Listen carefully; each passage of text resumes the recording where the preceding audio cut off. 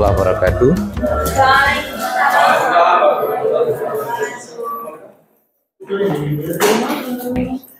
Jadi sekarang kan sesuai dengan rencana, Anda mengelompok 3-3 ya, untuk mendiskusikan topik atau rencana, ya dijadikan rencana project ya.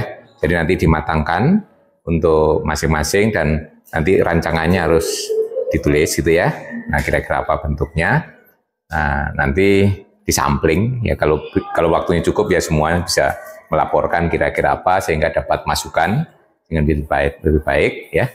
Dan itu nanti mulai pekan depan mulai agak didetailkan rencana. Masih talib ada bentuk draft ya.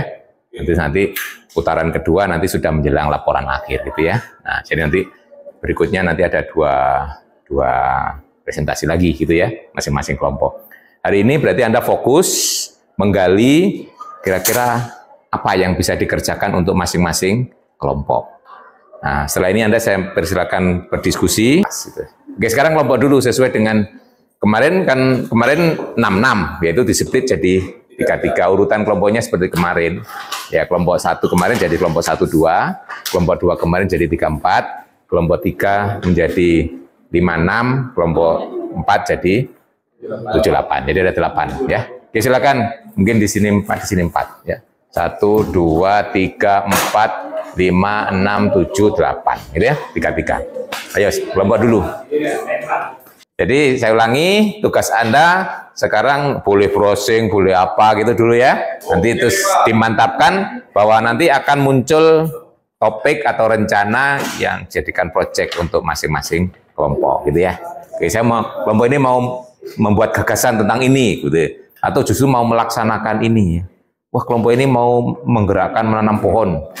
Tapi nanti dikaitkan dengan SDGs dan sains gitu ya. Sains dasar nanti itu biasanya nanti akan tampak di awal formulasi. Tapi sekarang Anda nggak perlu nulis dalam bentuk makalah dulu. Yang penting bisa menceritakan gagasannya itu ya hari ini ya. Itu nanti dibuat dalam bentuk ya semacam tulisan ringkas gitu ya. Nah, kira-kira apa nanti diupload dalam si pecah sudah saya buatkan forumnya. Biar yang lain juga bisa membaca, makanya saya buat seperti di forum. Nanti kalau assignment yang lain bisa lihat. Jadi biar keterbukaan gitu ya, biar nanti kemungkinan bisa berbeda itu kan lebih bagus ya. Kalau nggak bisa saling melihat nanti kemungkinan sama sangat besar sekali ya, nanti bisa diskusikan. Oke, ada pertanyaan? Cukup jelas yang target kita hari ini ya. Jadi sampai harus ada kepastian apa yang harus dikerjakan ya. Oke, silakan bekerja dulu. Ya.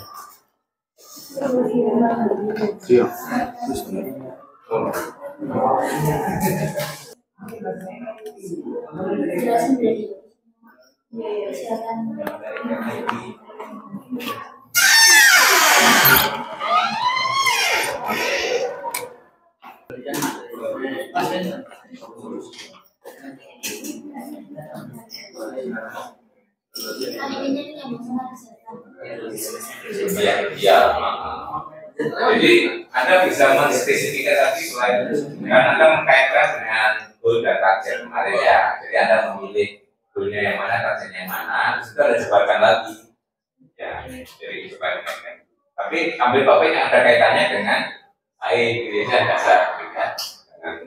Dengan kaitannya. Nanti kalau membuat tulisan di pendahuluan itu mesti ada itu merangkaikan ya. Nah, itu ya gampang merangkaikan antara itu goal dan target yang ada di SDGs, kemudian dengan topik yang ada di ya, nanti akan punya formulasi. Ya, gitu ya. Jadi nggak semua goal dan target itu bisa dipakai gitu ya. Berarti Anda harus memilih yang ada kaitannya dengan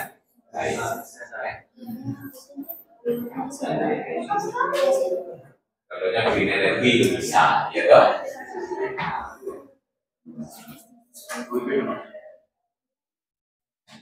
Paham ya? Iya, dari goal target, dari goal target Anda punya ide sama, gitu ya. Tapi nanti juga bisa dikaitkan dengan saya. Bisa dikaitkan dengan saya.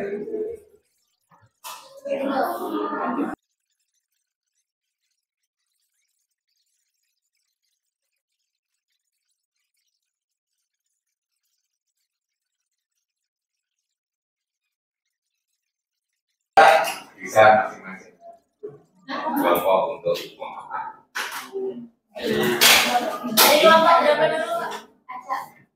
Oh ya, mau turut? Satu ya. Ya mulai satu. Tapi sekarang semua. Kalau sekarang kan beda-beda, kalau semua harus.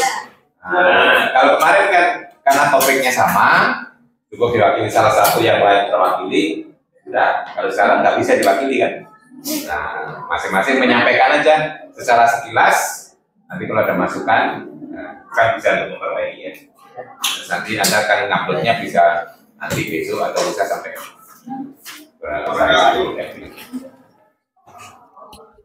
Alhamdulillah wa kafa wa nusalli wa nusallim ala habibina Mustafa wa ala alihi washabihi wa amma ba'du.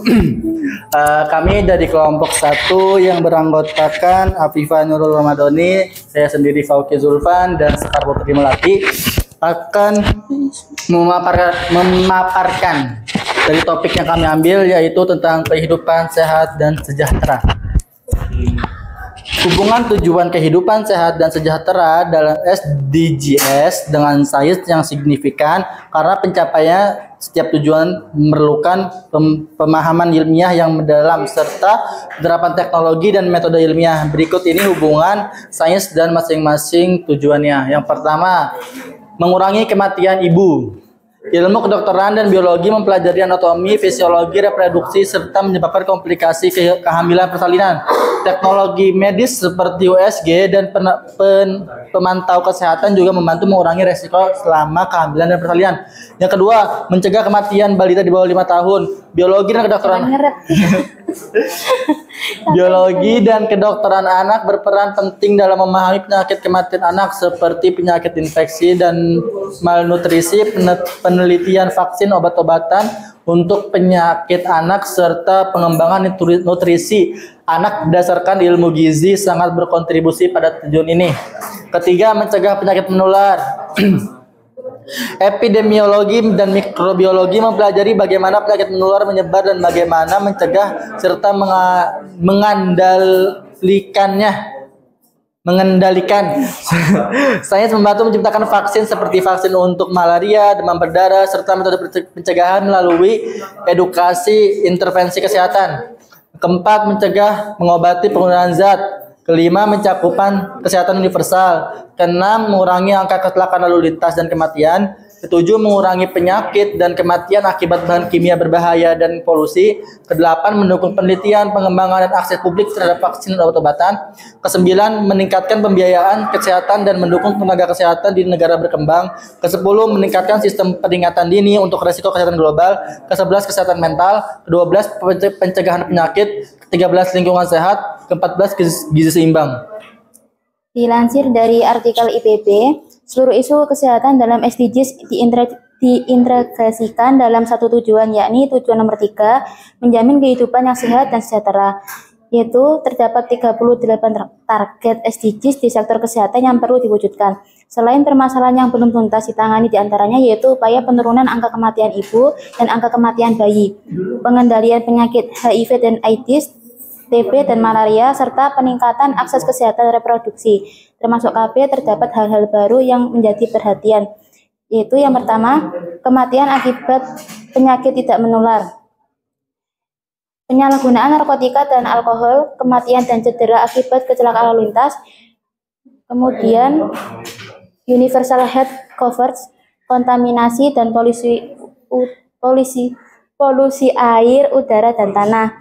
Kemudian, tantangan terbesar dalam pelaksanaan agenda pembangunan berkelanjutan di Indonesia adalah reformulasi konsep pembangunan yang terintegrasi dan penempatan kesehatan sebagai satu rangkaian proses manajemen pembangunan yang meliputi input, proses, output, outcome, dan impact pembangunan, serta memahamkan bersama akan substansi pembangunan kesehatan.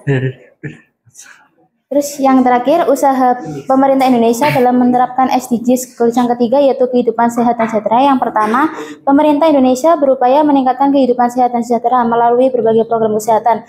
Beberapa contoh yaitu yang pertama, pengurangan kematian ibu dan bayi, program pemeriksaan kehamilan dan penyuluhan gizi untuk ibu hamil di posyandu. Yang kedua, pencegahan penyakit menular seperti imunisasi rutin untuk balita. Yang ketiga, pencegahan penyalahgunaan zat seperti edukasi tentang kesehatan mental dan dukungan bagi keluarga. Yang keempat, cakupan kesehatan universal, yaitu akses pelayanan kesehatan yang terjangkau di desa. Yang terakhir, penelitian vaksin dan obat terjangkau, seperti kerjasama dengan lembaga internasional untuk pengembangan vaksin. Sekian dari kami, kurang lebih mohon maaf. Allahul muwaffiq ila aqwamit thoriq. Wassalamualaikum warahmatullahi wabarakatuh.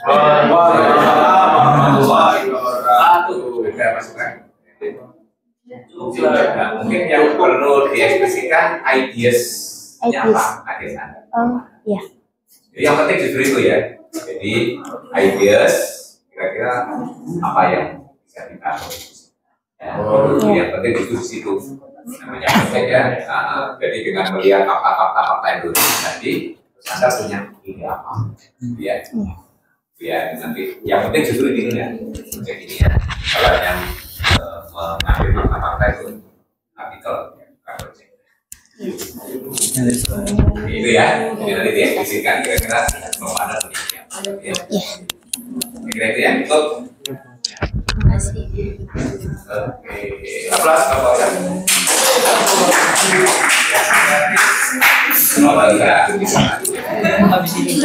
Assalamualaikum warahmatullahi wabarakatuh. Waalaikumsalam warahmatullahi. Kami dari kelompok 3 mengambil tema SDGs. Kita dari kelompok 3 ingin mengambil tema SDGs yang dimana temanya itu penanganan perubahan iklim. Nah, dari penanganan perubahan iklim ini kita memiliki proyek yaitu meneliti gitu perilaku mahasiswa dan penghijauan dalam mengatasi perubahan iklim di Universitas Negeri Malang. Mungkin programnya akan dijelaskan oleh Nala. Program kami yaitu mengamati perilaku mahasiswa ketika berangkat ke kampus menggunakan kendaraan bermotor dan berjalan kaki, apakah dapat mengurangi emisi karbon. Lalu melakukan penanaman pohon untuk melihat dampak positif perubahan setelah dan sesudah pohon ditanam. Nah, tujuan ini kurang lebih ada 3. Yang pertama itu mengetahui apakah perilaku berjalan kaki dapat menangani emisi karbon. Yang kedua, mengamati perilaku mahasiswa apakah sudah menerapkan perilaku jalan kaki untuk mengurangi emisi karbon. Yang ketiga, dan mengamati apakah dengan menanam pohon dapat mencegah perubahan iklim. Ya, itu saja mungkin dari kelompok kami. Ya, kalau ada masukan silakan. Ide-nya sudah kelihatan kali ini ya. Ya. Jadi melihat hasil itu ya, apakah itu nanti punya kontribusi terhadap emisi Karbon. Silakan atau apa? Yang lain mungkin. Iqbal mungkin. Iqbal kayaknya Pak, semangat dia. Oke, cukup ya. Coba Mbak. Ini sudah kelihatan gitu ya. Ya. Terima kasih atas waktunya. Wassalamualaikum. Kurang lebihnya mohon maaf. Maaf. Assalamualaikum warahmatullahi wabarakatuh.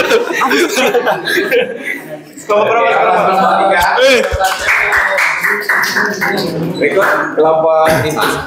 Assalamualaikum warahmatullahi wabarakatuh. Di sini saya kelompok 5. Aduh, lag HP ku. Wes. Di sini saya kelompok 5 memilih topik pendidikan berkualitas. Ya. Awakmu kan? Kamu kan? Awakmu. Kan aku tujuannya. Oh iya. Kelompok kami memilih topik pendidikan berkualitas dalam konteks SDGs sangat penting karena pendidikan adalah fondasi pengembangan sumber daya manusia. Pendidikan berkualitas membantu mengoptimalkan potensi siswa, mendorong kreativitas dan berpikir kritis yang diperlukan untuk menghadapi tantangan global.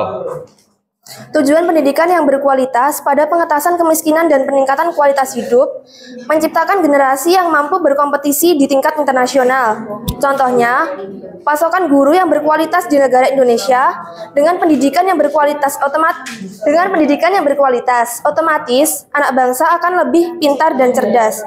Pendidikan sains berkualitas dalam konteks tujuan SDGs sangat penting untuk menciptakan masyarakat yang lebih berpengetahuan, kritis dan mampu berinovasi. Ada beberapa cara agar pendidikan sains berkualitas pada SDGs. Yang pertama yaitu meningkatkan pengetahuan dan keterampilan untuk pembangunan berkelanjutan. Pendidikan sains yang berkualitas dapat membekali siswa dengan keterampilan dan pengetahuan yang diperlukan untuk menghadapi isu-isu global seperti perubahan iklim, kesehatan, dan keberlanjutan sumber daya alam. Yang kedua yaitu inovasi dan teknologi untuk pencapaian SDGs. Industri inovasi dan infrastruktur pendidikan sains yang baik memberikan landasan untuk mengembangkan keterampilan teknis dan inovatif untuk mendukung teknologi yang ramah lingkungan dan solusi berbasis sains yang dapat meningkatkan infrastruktur. Yang ketiga, kesadaran lingkungan dan tanggung jawab sosial. Aksi terhadap perubahan iklim melalui pendidikan sains, siswa dapat memahami isu-isu lingkungan global seperti perubahan iklim dan kerusakan ekosistem.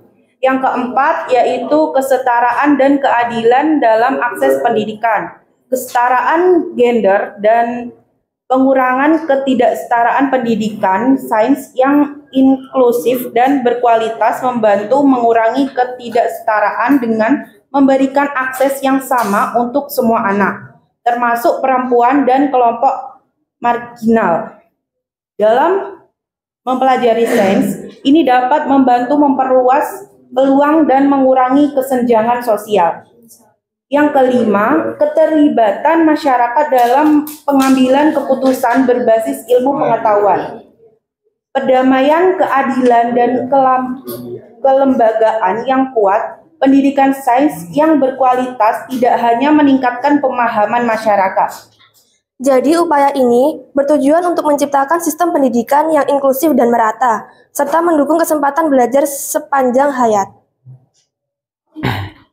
Dengan demikian, fokus pada pendidikan berkualitas sejalan dengan rencana aksi global yang ditetapkan oleh Perserikatan Bangsa-Bangsa atau PBB untuk mencapai kehidupan yang lebih baik dan berkelanjutan bagi semua orang di dunia dengan upaya mencapai tujuan pembangunan berkelanjutan di tahun 2030. Dan sekian dari kelompok kami. Wassalamualaikum warahmatullahi wabarakatuh. Ini sama pertanyaan tadi, belum kelihatan ideas. Idenya ya Pak ya? Kalau idenya kami itu ada beberapa sih Pak. Yang pertama pembelajaran berbasis proyek atau project based learning. Yang kedua edukasi energi terbarukan. Yang ketiga pertanian berkelanjutan dan keanekaragaman hayati. Yang keempat kegiatan pengelolaan sumber daya alam. Yang kelima simulasi dan model sistem ekologi. Yang keenam pendidikan konsumsi dan produksi berkelanjutan. Yang terakhir kerjasama dan dengan komunitas. Itu semua mau dikerjakan. Ya itu ide-ide saja Pak. Ya pilih salah satu nanti didealkan. Oke Pak. Iya Pak. Disebut proyek 1 sampai tuntas. Oh iya. Iya Pak. Ya.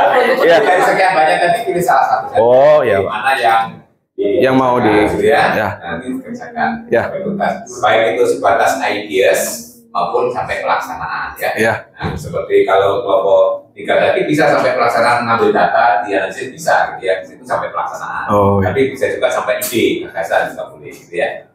Ini lakukan bisa. Oh iya Pak. Iya iya. Gitu ya. Iya Pak.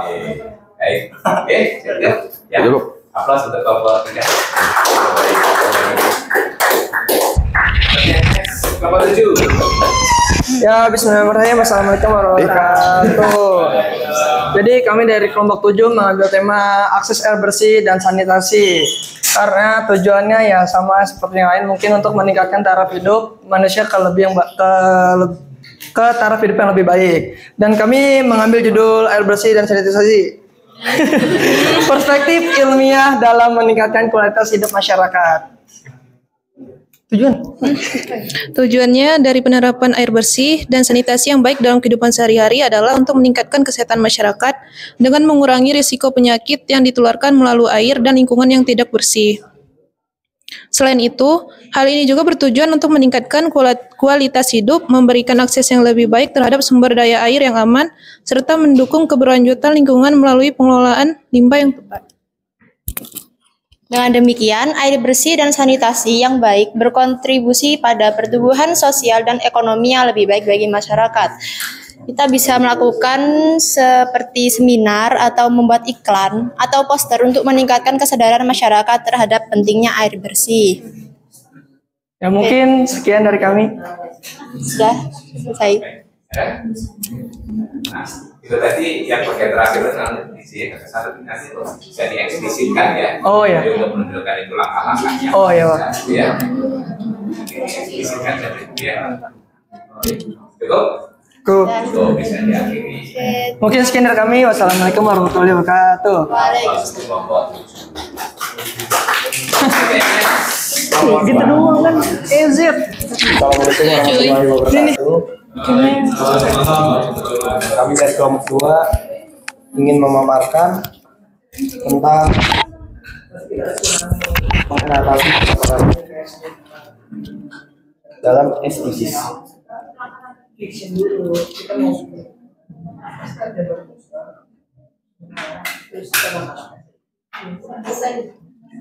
Yang mana anjir?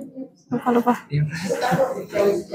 Jadi, kelaparan dalam segala bentuknya itu masih menjadi salah satu tantangan terbesar yang dihadapi umat manusia.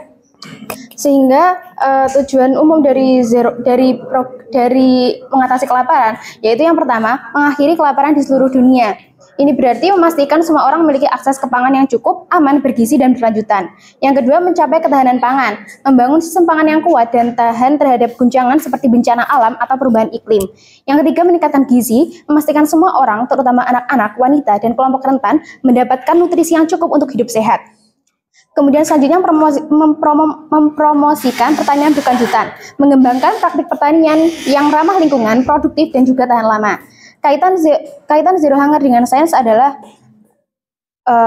pengembangan varietas tanaman unggul, kemudian teknologi pertanian, pengembangan makanan fungsional, analisa data, dan juga bioteknologi. Targetnya itu ada pada tahun 2030 mengakhiri segala bentuk kekurangan gizi, termasuk mencapai target yang disepakati secara internasional mengenai stunting dan wasting pada anak di bawah usia 5 tahun pada tahun 2025 dan memenuhi kebutuhan gizi anak, perempuan remaja, ibu hamil dan menyusui, serta orang lanjut usia pada tahun 2030. Peningkatan produktivitas pertanian dan pendapatan produsen pangan skala kecil, khususnya perempuan, masyarakat adat, keluarga petani, peternak sapi, dan nelayan, termasuk melalui akses yang aman dan setara terhadap lahan, sumber daya, dan masukan produktif lainnya. Pengetahuan, layanan, keuangan, pasar, dan peluang untuk menambah nilai dan lapangan kerja non-pertanian. Kemudian ide dari kelompok kami itu ada mencakup pangan lokal dan juga ketahanan pangan yang akan disampaikan oleh Ilma. Pangan lokal. Yang pertama, inventarisasi pangan lokal, yaitu identifikasi jenis tanaman pangan lokal di daerah yang memiliki potensi gizi tinggi. Yang kedua, olahan pangan kreatif, yaitu menciptakan resep makanan atau minuman yang lezat dan bergizi menggunakan bahan pangan lokal. Yang ketiga, promosi pangan lokal, yaitu buat kampanye sederhana untuk mempromosikan konsumsi pangan lokal di lingkungan sekitar. Ketahanan pangan. Yang pertama, taman sayur vertikal, yaitu membuat taman sayur vertikal di ruang terbatas seperti dinding atau balkon. Yang kedua, konservasi benih, yaitu kumpulkan dan simpan berbagai jenis benih tanaman pangan lokal untuk menjaga keanekaragaman hayati. Yang ketiga, simulasi keadaan darurat pangan, yaitu membuat simulasi sederhana untuk menganalisis bagaimana masyarakat dapat bertahan dalam situasi kekurangan pangan. Ya, mungkin cakupan ide dari kelompok kami seperti itu, namun kami belum menentukan seberapa besar wilayah yang akan kami gunakan dalam ide ini. Gitu, Pak.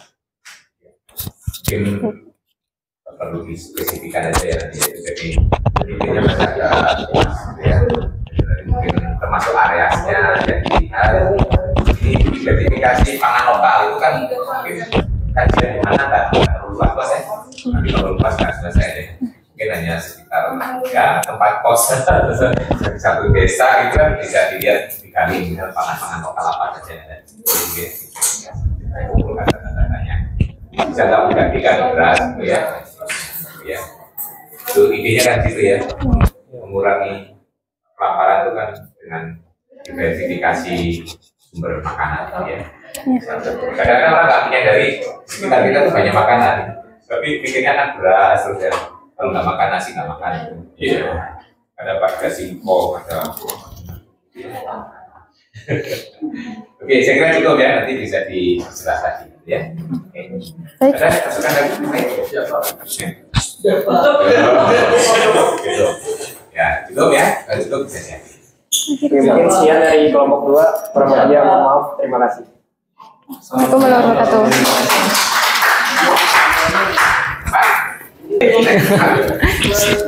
Assalamualaikum warahmatullahi wabarakatuh. Permisi semuanya, saya akan menyampaikan hasil diskusi yang sudah saya diskusikan dengan kelompok saya. Kami dari kelompok 4, kami mengambil salah satu goals dari SDGs pada poin nomor 7 yang energi bersih dan terjangkau. Dan kami mengambil salah satu ide dari situ, yakni pemanfaatan limbah organik sebagai bahan bakar untuk menjamin akses layanan yang terjangkau, modern, dan inovatif. Berikut manfaat dan lain-lain dari limbah organik sebagai sumber energi. Manfaat energi terbarukan dari limbah organik yaitu akses energi terjangkau, keandalan energi, dan dampak lingkungan positif. Untuk dampak sosial dan ekonominya yaitu yang pertama penghematan biaya energi, yang kedua penciptaan lapangan kerja, yang ketiga yaitu peningkatan kesadaran lingkungan. Kesimpulannya yaitu dengan inovasi ini kita tidak hanya memenuhi kebutuhan energi, tetapi juga berkontribusi pada pengelolaan lingkungan yang lebih baik. Selesai. Udah. Ini belum kelihatan ini apa. Pengelolaan itu. Mungkin kalau disambungkan, misalnya ada ide konkretnya, misalnya pemanfaatan kotoran, gitu kan? Nah, itu kan sebagai sumber energi itu bebas. Iya. Nah itu kan sebenarnya para peternak itu punya sumber energi cukup besar, mereka tak manfaatkan. Nah itu nanti Anda kan punya gagasan itu diuraikan bagaimana caranya. Itu ada kaitannya dengan saya juga tuh. Nah itu bagus ke sana. Tadi kan belum konkret ya, ini masih luas. Iya Pak. Jadi ini gagasannya sampai konkret ya. Walaupun nggak sampai dilaksanakan, tapi Anda kan bisa membuat gagasan. Apakah sketsa gambarnya nanti ada gitu ya, cara membuatnya gimana itu kan ada. Ya, gitu ya. Iya Pak. Tadi itu kan belum kelihatan apa yang harus. Ya. Paham. Ya, sekian dari kelompok kami. Hanya itu saja yang dapat kami sampaikan. Assalamualaikum warahmatullahi wabarakatuh. Waalaikumsalam. Next. Brian. Assalamualaikum warahmatullahi wabarakatuh. Baik. Selamat siang semuanya, selamat siang Pak Heri. Di sini kami akan mempresentasikan proyek yang kami ambil di nomor 8, yaitu pekerjaan layak dan pertumbuhan ekonomi. Itu apa sih pekerjaan layak dan pertumbuhan ekonomi? Itu adalah konsep yang berfokus kepada upaya yang menciptakan kesempatan kerja yang berkualitas bagi semua orang. Dan ini yang layak mencakup kepada proyek ini itu adalah upaya yang adil, perlindungan sosial, dan kondisi kerja yang aman. Alasan kami memilih karena satu, pengurangan kemiskinan, contohnya penciptaan lapangan pekerjaan, yang kedua pertumbuhan ekonomi inklusif, contohnya program pelatihan keterampilan, yang ketiga akses terhadap daya, contohnya akses air bersih dan sanitasi. Targetnya itu yang pertama pertumbuhan ekonomi yang berkelanjutan, yang kedua diversifikasi, inovasi, dan peningkatan produktivitas ekonomi, dan yang ketiga mempromosikan kebijakan untuk mendukung penciptaan lapangan kerja dan pertumbuhan perusahaan. Baik, di sini juga kami memiliki beberapa ide untuk mewujudkan pekerjaan layak dan pertumbuhan ekonomi. Yaitu yang pertama adalah memastikan perlindungan sosial, yang kedua melindungi hak-hak buruh, dan yang terakhir mendorong pertumbuhan usaha kecil dan menengah. Sekian dari kami, terima kasih. Assalamualaikum warahmatullahi wabarakatuh. Itu yang terakhir tadi belum kelihatan caranya. Ya. Nanti yang perlu didiskusikan ya. Nah, itu proyek Anda. Ya. Kalau ini tadi kan baru diambil dari pecahan. Ya. Kemudian nanti ide proyek Anda apa? Misalnya mengatasi yang ini tadi, mana caranya? Jadi sampai konkret walaupun sebatas gagasan tapi konkret. Ya. Paham ya? Paham, Pak. Cukup? Yang lain? Cukup tuh. Wassalamualaikum warahmatullahi wabarakatuh.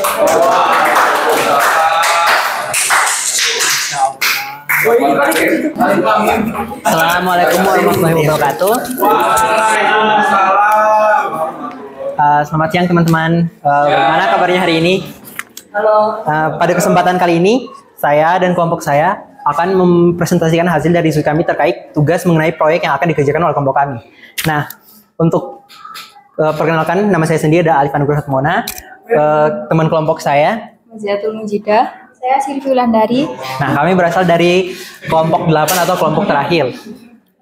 Nah, tugas proyeknya akan disampaikan oleh teman saya. Yang pertama Zia, dan yang kedua Sylvie, dan terakhir saya. Kita akan bergiliran memperkenalkan terkait proyek kami. Yang pertama Zia. Oke. Kita akan mengambil cost yang ke-11 yaitu kota dan pemukiman yang berkelanjutan dengan indikator indeks kualitas udara pada kode 11.6.2b yang berhubungan dengan berhubungan dalam kesehatan. Berdasarkan goals dan target, kita mengambil judul analisis indeks kualitas udara Kabupaten Malang dalam 1 pekan terakhir. Nah, selanjutnya akan saya jabarkan. Nah, kenapa kita memilih 1 pekan terakhir saja? Karena berdasarkan datanya itu hanya menampilkan data real time yang akan diperbarui setiap seminggu sekali. Jadi kita kesusahan jika mengambil dalam jangka waktu bulan. Mungkin jika diberi kesempatan kita bisa mengambil dalam jangka waktu bulan. Tapi karena waktunya yang tidak mencukupi, kami hanya mengambil dalam kurun waktu 1 pekan saja. Nah, isi-isi penjabarannya mungkin terkait tingkat atau indeks kualitas udara pada Kabupaten Malang, tingkat polusi pada Kabupaten Malang, terus penyebab dari polusi udara, dan pengaruh indeks kualitas terhadap kesehatan masyarakat Kabupaten Malang, serta solusi dan penanganan terhadap polusi udaranya. Nah, selanjutnya adalah tujuan dari analisis kami, yaitu mengetahui dampak kualitas udara terhadap kesehatan masyarakat Kabupaten Malang. Nah, selanjutnya itu mengetahui rata-rata kualitas udara di Malang, apakah kualitas udaranya baik, buruk, atau sedang. Nah, sumber mungkin data yang akan kita pakai itu berdasarkan data dari IQ Air atau indeks kualitas udara. Ya, IQ Air berdasarkan itu mungkin indeks kualitas udara. Nah, kenapa kita di sini memilih Kabupaten Malang dan bukan Kota Malang? Karena data yang disediakan itu hanya data dari Kabupaten Malang. Jadi untuk data Kota Malang sendiri itu nggak ada, jadi kita memilih untuk Kabupaten Malang. Itu saja. Terima kasih. Sama-sama. Jadi konkret ya, jadi mengumpulkan data, kemudian dianalisis, kira-kira dampaknya terhadap kesehatan udara, ya, pernapasan kita.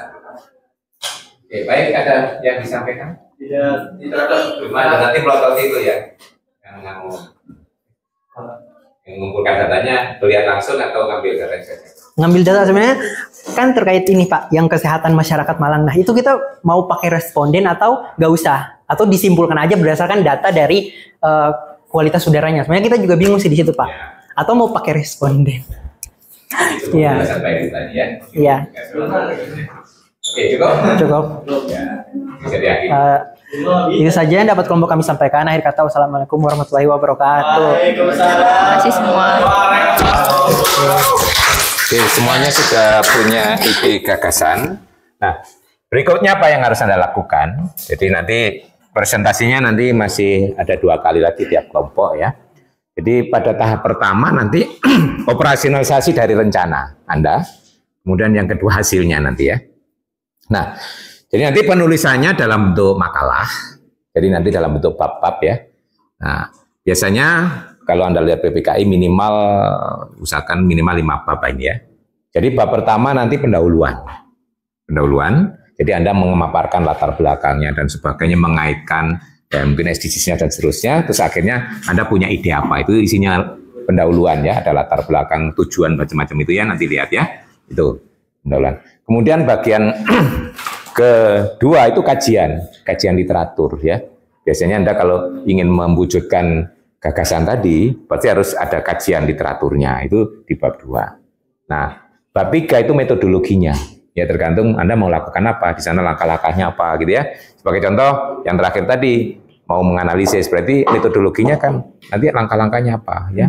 Nah, Anda bisa menggunakan data primer, Anda sendiri ngambil data, atau menggunakan data yang sekunder. Sekunder itu datanya sudah ada, kita tinggal mengolah. Itu biasanya punya, ada beberapa instansi yang punya data, itu boleh ya. Itu masuk dalam metodologi yang ketiga. Jadi nanti yang dipresentasikan pekan depan itu sampai itu aja, sampai bab 3 aja ya. Nah, jadi sebatas rencana gitu ya. Baru nanti berikutnya disambung nulis untuk bab 4 dan bab 5. Bab 4 itu hasil dan diskusi ya, dan pembahasan. Biasanya bab 4 itu hasil dan pembahasan ya. Itu biasanya memaparkan hasilnya gimana. Nanti bab terakhir penutup isinya kesimpulan dan saran ya.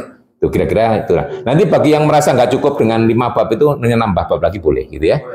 Nah, kadang-kadang kalau banyak antara paparan hasil dan pembahasan itu dipecah boleh gitu ya. Itu versi lain ya. Dipaparkan sendiri kemudian dibahas sendiri juga boleh. Itu contoh versi lain.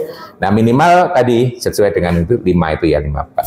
Nanti kalau sudah selesai Anda tambahkan di bagian depan itu summary atau ringkasan ya. Ringkasan itu berarti Anda sudah selesai bekerja, terus nanti baru membuat ringkasan ditaruh di depan biasanya ya. Nah, itu namanya ringkasan. Orang itu orang itu biasanya kalau ingin membaca secara keseluruhan itu lihat summary-nya dulu ya. Summary itu lebih luas dibandingkan abstrak ya. Kalau abstrak itu sangat singkat, kalau summary itu ringkasan ya. Nah, bisa lebih dari 1 halaman nggak apa-apa kalau ringkasan gitu ya. Yang penting bisa menceritakan secara singkat isi dari yang Anda tulis seluruhnya gitu ya, itu summary. Nah, menuliskannya ikuti kaidah-kaidah ilmiah yang ada. Jadi kita punya pedoman yaitu PPKI. Nanti bagaimana merujuk ya. Misalkan Anda mengambil dari buku gitu ya, nanti bagaimana menuliskannya ya. Menurut Susanto tahun sekian gitu ya. Nah, itu ya. Atau Susanto menyatakan bahwa gitu ya, terus Anda tuliskan rujukan tahunnya. Nanti semuanya dimasukkan ke daftar rujukan. Nanti di belakang ada daftar rujukan ya. Daftar rujukan itu jangan ditulis semua. Yang penting yang dirujuk di dalam di daftar rujukan harus ada gitu ya. Dan bagaimana merujuk, menulis daftar rujukan nanti lihat di PPKI. Semuanya sudah pernah lihat PPKI toh? Sudah punya filenya? Loh. Ini bukan kemarin waktu PKKMB enggak disampaikan itu mestinya paparan tentang karya ilmiah itu ya. Nah, jadi di UM itu kalau Anda mau menulis karya ilmiah ada pedomannya gitu ya. Jadi bagaimana nulis makalah, bagaimana nulis artikel itu ada, itu PPKI ya. Nah, pedoman penulisan karya ilmiah PPKI gitu ya. Itu UM punya yang berlaku di lingkungan. Nanti perguruan tinggi lain punya versi lain lagi ya. Makanya digunakan yang selingkuh. Tapi kalau Anda nanti publikasi di tempat lain ngikuti di tempat itu ya. Tapi sementara ada tugasnya intern UM ngikuti yang ketentuan UM. Nanti cari filenya banyak gitu ya, di download di websitenya UM juga ada ya. PPKI, pedoman penulisan karya ilmiah yang berlaku UM. Masuk nanti bagaimana Anda nulis skripsi nanti di sana juga ada ya. Itu yang harus jadi nanti untuk pekan depan semuanya sudah punya draft tadi ya. Draft saja dulu nggak apa-apa, nanti kan diperbaiki lagi setelah presentasi ya. Nanti apakah sehari selesai atau tidak paparan itu, yang penting semuanya ngumpulkan dulu sebelum masuk kuliah. Nanti saya sediakan tempat nah biar nanti yang lain juga bisa menyimak, saya format kayak tadi dimasukkan di forum diskusi ya, nanti yang lain bisa menyimak. Jadi nanti cukup draftnya, draft bab 1 sampai bab 3 ya, draftnya itu dulu. Dalam mau melihat operasional rencana Anda. Kalau presentasi seharusnya nggak membaca isi tulisan ya, nah, tapi Anda buat PPT ringkasannya itu ya, poin-poinnya gitu ya. Jadi nanti kalau perlu ada draft tulisan dan PPT-nya gitu ya kan. PPT bisa lebih ringkas kan perlu disampaikan ya. Orang presentasi itu nggak bagus kalau baca naskah gitu ya. Betapa baca naskah itu menjelaskan poin-poinnya saja. Itu ada pertanyaan? Kajian literatur ini maksudnya artikelnya yang mendukung ide. Iya, mendukung kita, yang sebagai rujukan gitu ya. Kayak Anda tadi misalnya di Malang kondisinya seperti ini itu kan ada sumbernya gitu ya, yang saat ini gimana itu ya. Terus atau ini sangat berguna untuk ini, nah itu kan biasanya statement siapa, atau hasil penelitiannya siapa itu kan ada di artikel ya. Itu kalau Anda browsing muncul itu semuanya ya, muncul, itu ada. Nah, jadi biar kita nggak terjebak plagiasi. Jadi kalau kita itu boleh pinjam pendapat orang lain, hasil orang lain, tapi dengan menyebutkan sumbernya gitu ya. Jangan hasil orang lain terus kita tulis, nah itu kan kalau menyebutkan sumbernya itu seolah-olah kan milik kita gitu ya. Nah itu adalah tata cara di dunia akademik seperti itu ya, gitu ya. Jadi begitu merujuk, mengambil, Anda kan membaca gitu, terus Anda ditulis kembali gitu ya. Nah itu ada. Summary ini ditulis di. Summary-nya terakhir aja. Iya, kalau belum selesai karena kan nggak bisa buat summary ya. Nanti terakhir kalau Anda sudah selesai semuanya sampai kesimpulan, baru membuat summary nanti di laporan akhir ya. Jadi ini untuk pekan depan itu baru draft rencana, jadi makanya sampai pada metodologi saja. Jadi pendahuluan, kajian literatur, dan metodologi. Metodologi Anda mewujudkan proyek Anda gimana caranya, gitu namanya metodologi gitu ya. Nah itu, terus baru berikutnya nanti disambung dengan hasil dan pembahasan serta kesimpulan gitu ya. Oke, itu ya, jadi bertahap. Nanti kalau semuanya di depan ya nggak selesai. Acak-acakan. Jadi fokus pada sampai rencana ya, sampai bab 3 pada metodologi untuk pekan depan. Ya, dan nanti tinggal mengoperasionalkan ide tadi ya. Terutama tadi yang saya beri komentar kalau belum operasional belum kelihatan idenya tadi perlu dioperasionalkan ya. Itu gagasan. Jadi Anda harus punya gagasan ya. Gagasan itu boleh sampai tuntas dilaksanakan, boleh juga sekedar gagal. Sebagai contoh kelompok yang membuat gagasan misalnya energi tadi ya, nah, sumber energi yang memanfaatkan limbah. Tadi kalau Anda nggak sampai membuat alatnya kan sketsa dan seterusnya ada punya kan ya. Nah itu ya, bagaimana cara membuat itu kan ada diagram alirnya atau sketsanya itu ada. Atau Anda mau membuat misalnya ide untuk clean energi itu sumber energi surya misalnya ya. Nah itu walaupun Anda nggak sampai membuat alatnya itu kan punya gagasan cara merangkainya gimana gitu ya. Nah itu diagram bloknya itu gimana dan seterusnya itu kan ada gitu ya. Nah itu dan seterusnya mungkin ada hitung-hitungannya dan sebagainya kan itu ya. Nah itu sehingga bisa dibandingkan ternyata ini nanti lebih murah dibandingkan dengan energi yang ada sekarang dan lebih hemat, lebih tidak mencemari dan seterusnya. Itu ya, itu keuntungannya itu nanti masuk di kesimpulan kan ya. Kesimpulannya adalah hasil akhirnya. Nanti pembahasannya, nah itu bisa dikaitkan dengan literatur yang lain lagi. Gitu kira-kira. Jadi untuk dalam sepekan ini fokus saja pada rencana tadi, yaitu pendahuluan, kajian literatur, dan metodologi dulu ya. Itu dulu. Nanti sebelum masuk kuliah, itu diposting dulu, setelah itu Anda presentasikan, dipresentasikan ada masukan, Anda revisi, kemudian dilanjutkan dengan mengerjakan bab 4 dan 5. Gitu ya. Oke, ada lagi yang belum jelas? Cukup jelas ya? Apa yang harus Anda lakukan berikutnya? Ya, selamat bekerja. Ditunggu laporannya ya. Ya. Nanti jangan lupa yang hasilnya tadi juga diupload dulu ya. Yang tadi sudah ada tempatnya di Cipejar di pertemuan yang ke-10 ini. Nanti yang draft untuk yang depan nanti masuk di pertemuan ke-11 nanti ya.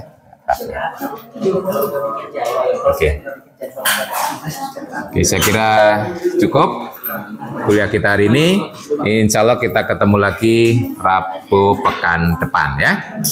Assalamualaikum warahmatullahi wabarakatuh.